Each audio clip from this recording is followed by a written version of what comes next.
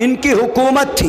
Taimur lung जब किसी शहर में दाखिल होता था, तारीख की ये बात है, तो उस शहर में सबसे पहले सफ़ेद झंडा होता था। उसका मतलब ये था कि हम सुलह करना चाहते, तुम्हारे पास जो दौलत है वो दौलत मेरे पास लाकर जमा करो। लेकिन नहीं करता था कोई, तो अगले दिन वो सुर्ख रंग का झंडा गाड़ता था, और उस झंडे का मतलब होता था कि आज टोटल फौजी को, आर्मी को, पुलिस वालों को कत्ल किया जाएगा। उसके बाद तीसरे दिन एक काला ब्लैक रंग का झंडा लगाता था। उसका मतलब होता था कि आज किसी को नहीं बख्शा जाएगा। यही तैमूर लंग एक ऐसा बादशाह गुजरा था जिसने भारत के 1 लाख लोगों को कत्ल करवाया था। हिंदू बोलेंगे, नरसिम्हानंद जी बोलेगा कि तैमूर लंग ने 1 लाख हिंदुओं का कत्ल कराया। जाओ आज़रबाईजान की वो घाटी आज भी तारीख की किताबों में लिखी हुई, 1 लाख हिंदुस्तान के हिंदू भाइयों का कत्ल नहीं करवाया, बल्कि 1 लाख भारत के मुसलमानों का सर कलम किया था। वो उनमें 25,000 हिंदू भाई थे और 75,000 उसमें मुसलमान थे। तैमूर लंग कौन था? मुस्लिम एम्पेरर था, मुस्लिम बादशाह था। उसके बावजूद भी उसने मुसलमानों का कत्ल करवाया। इसीलिए नरसिम्हानंद जी, अगर आपके दिलो दिमाग में अगर ये भूसा भरा हुआ हो कि इन मुसलमान एम्पेरर की वजह से इस देश में मोहम्मदुर रसूलुल्लाह का वो जिहाद आया, अगर जिहाद न होता, जिहाद का मतलब दुश्मन से मुकाबला करना, अगर जिहाद नहीं होता तो नरसिम्हानंद जी आज तुम यूरोप कंट्री के गुलाम होते। आज तुम्हारा सांस भी तुम्हारा नहीं होता, बल्कि तुम्हारा सांस भी गुलाम का गुलाम, अंग्रेजों का गुलाम होता। जिहाद की वजह से इस देश में आज़ादी आई, और इस जिहाद को बुरा भला मत कहो। जिहाद का मतलब जब कोई आपके सर को कलम करने के लिए आए तो उसके हाथ को पकड़ लो। ये जिहाद नहीं, ये कोशिश है, ये मुकाबला है उनसे। अगर ये कहते हो कि नहीं जिहाद का मतलब तलवार लेकर कत्ल करो हिंदू भाइयों का, तो गलत डिफिनेशन। कुरान करीम की आयत पेश करते हैं, फ़क़्तुलुल मुशरिकीन हैसु वजदतुमूहुम। एक शंकराचार्य जी बेगूसराय की धरती पर, मौलाना ये देखिए लिखा हुआ है कि नहीं आपके कुरान में? क्या आपके कुरान में कि मुशरिकीन को जहाँ पाओ कत्ल कर दो। हमने कहा वाह, इतना सा पढ़ लिया बस हो गया, और भी आगे पीछे जानते? इस आयत के आगे पीछे जानते कि नहीं जानते? उन्होंने कहा कि नहीं जानते। हमने पढ़ा, हमारे पास आया मजमून, उसमें लिखा कि देखो इन मुसलमानों से हाथ मत मिलाना, इनके कुरान में ये है कि मुशरिकीन को जहाँ पाओ कत्ल कर दो, उनके सर को कलम कर दो। इसीलिए इनसे हमेशा नफ़रत करना। आपके सामने में आपकी ये आयत है। हमने ये कहा कि भैया ऐसा है, अज़ अव्वल ता आखिर आप पढ़ें सिर्फ फ़क़्तुलुल मुशरिकीन हैसु वजदतुमूहुम। It's only 1 sentence. जब तक आप सुगरा कुबरा, जब तक आप पूरे मजमून को नहीं मिलाएंगे तो रिज़ल्ट कैसे सामने आ सकता है? आपको पूरे मजमून को मिलाना होगा। ये उस वक्त की बात है।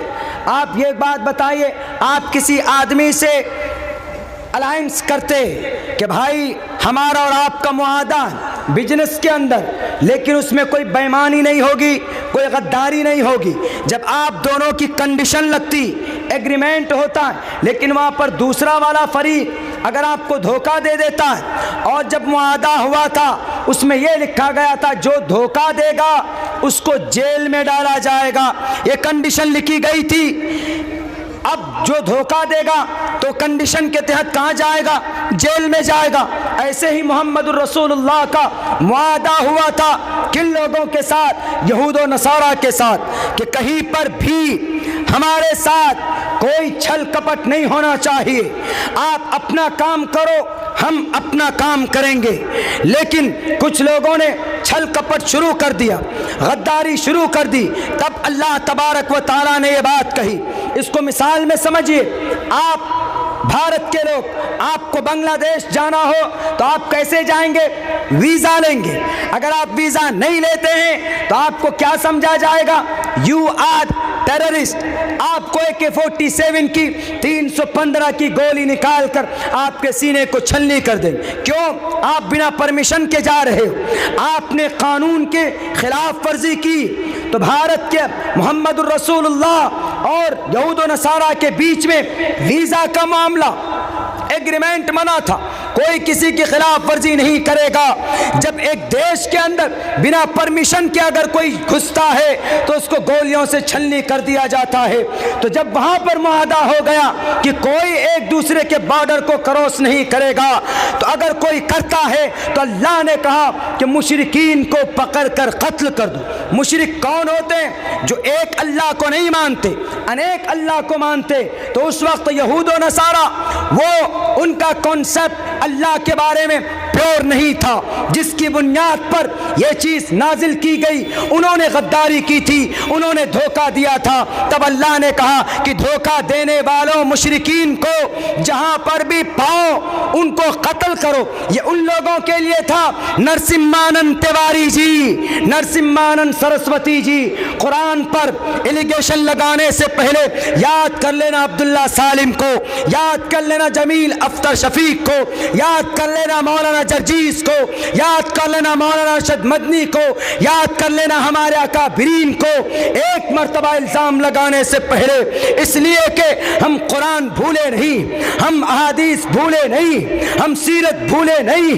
तुम्हारे कहने से, तुम्हारे मिटाने से, तुम्हारे खुदाओं के इशारे पर इस देश से मुसलमानों का नामो निशान मिटाने की साजिश करने की वजह से हम ना तो डरेंगे ना हम पीछे हटेंगे।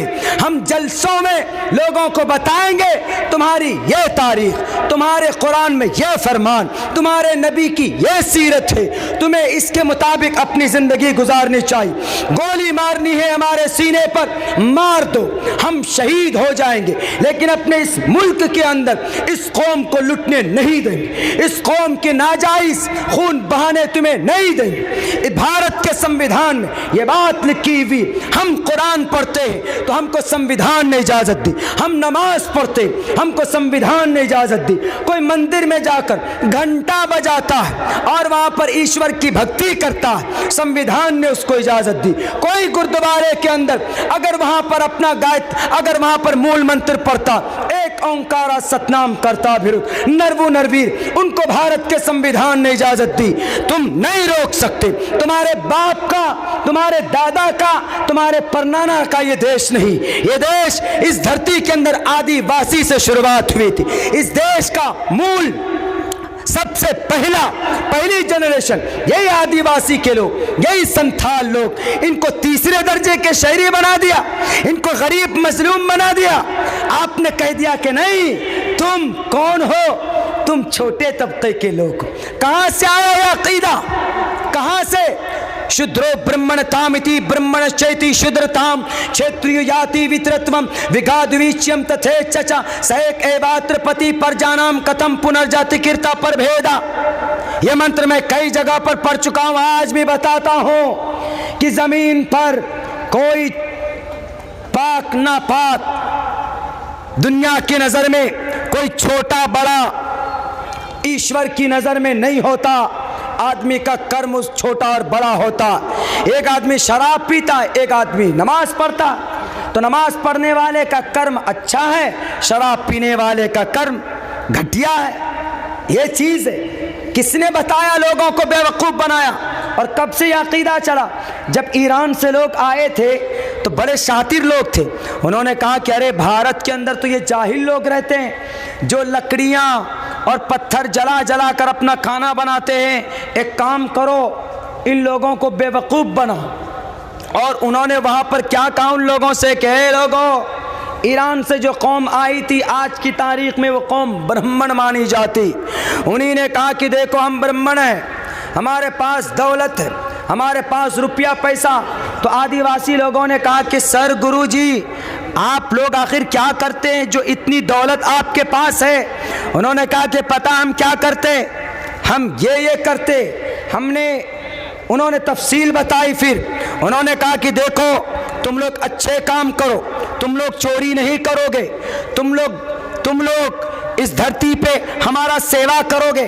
जब तुम मरोगे تو ہماری طرح پیدا ہو گئے، تو ان کا یہ عقیدہ وہاں سے آیا کہ مرنے کے بعد دوبارہ اچھا انسان بن کر پیدا ہوتے ہیں، برا انسان مرتا ہے تو برا بن کر پیدا ہوتا ہے۔ یہ کانسیپٹ وہیں سے چلا ہے، ورنہ آواگمن کا کوئی عقیدہ ویدات کے اندر نہیں ملتے، تاریخ کی کتابوں کے اندر نہیں ملتا۔ تب جا کر آدیواسی نے، نچلے طبقے کے لوگوں نے کہا کہ اچھا گرو جی، آپ کے پیر دبائیں گے، آپ کے ساتھ اچھا ویوہار کریں گے تو کیا ہم آپ کے طرح پیدا ہوں گے، یعنی مرنے کے بعد دوبارہ پیدا ہوں گے؟ قرآن کے خلاف یہ عقیدہ۔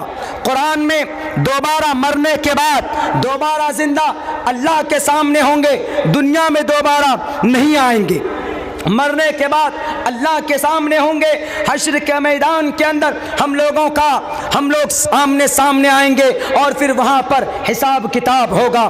لیکن ان لوگوں نے، یہ شاطر دماغ جن کا آج بھی دماغ چل رہا ہے بھارت کے اندر، یہ پہلے سے یہ نسلن بعد نسلن یہ ان کا کانسیپٹ اور دماغ چلتا ہوا ہے۔ انہوں نے بیوقوف جیسے پہلے بنایا تھا کہ تم لوگ اچھے کام کرو، ہمارے ٹانگ دباؤ، تب جا کر آگے چل کر تم کو ہماری طرح عیش کی زندگی میسر ہوگی۔ غلط بات۔ بھارت کے ہندو بھائیوں، بھارت کے دلت بھائیوں، بھارت کے آدیواسی بھائیوں، بھارت کے سنتھال بھائیوں، آپ کو گمراہ کیا گیا اور آج پورے دیش کو گمراہ کرنے کی کوشش کر رہے ہیں۔ آپ کو بے وقوف بنایا گیا۔ آپ کے ویدوں میں کئی تذکرہ نے، آپ کے ویدوں میں تو یہ کہا کہ اگر کوئی آدمی پنیہ کرے گا تو اس کو ایشور اس کو اسی حساب سے اس کا اجر دے گا، اگر کوئی گناہ کرے گا تو اس کو اسی حساب سے اس کو سزا دی جائے گی۔ آدمی اپنے کرم کے حساب سے بڑا اور چھوٹا ہوتا ہے۔ آدمی مرنے کے بعد اس کا کوئی تعلق دنیا میں دوبارہ پیدا ہونے سے نہیں۔ اسی لیے میں کہا کرتا